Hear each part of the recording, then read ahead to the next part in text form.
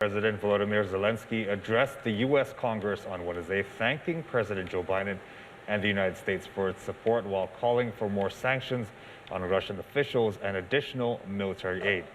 VOA's congressional correspondent Catherine Gibson has more on the lawmakers' reaction to the speech. An emotional moment as U.S. lawmakers applauded the leader of Ukraine, addressing them after 3 weeks of fighting against the unprovoked Russian invasion.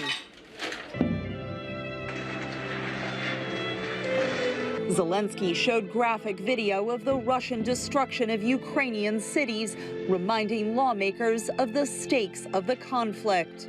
We are fighting for the values of Europe and the world, sacrificing our lives in the name of the future. That's why today the American people are helping not just Ukraine, but Europe and the world to keep the planet alive, to keep justice in history. Zelenskyy once again urged the United States and allies to establish a no-fly zone over Ukraine to defend against Russian aggression.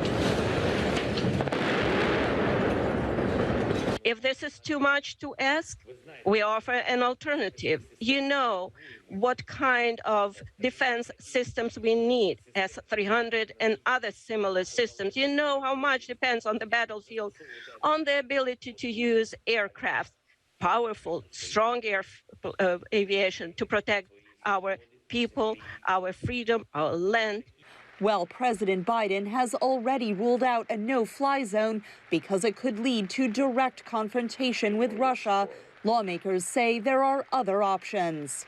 There are various anti-missile, anti-aircraft systems in the region that can be effective. The S-300 is one. They already have it. They know how to use it. They need more weapons to use their own systems. In other words, more missiles, more armaments. They need everything. But immediately what we should do is be creative, figure out ways to facilitate the transfer of these weapons into Ukraine immediately. U.S. lawmakers responded positively to Zelenskyy's call for increased sanctions and a ban on Russian imports.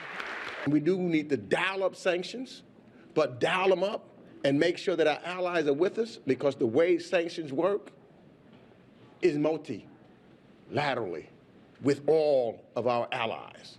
The graphic video played by Zelenskyy seems to have moved many lawmakers who said it changed how they viewed the war. All decisions that we make in our government are based on that idea. They're going to lose eventually. I think we need to change that underlying dynamic, particularly when you see a rousing, inspiring speech like that, which is they could win. They could win.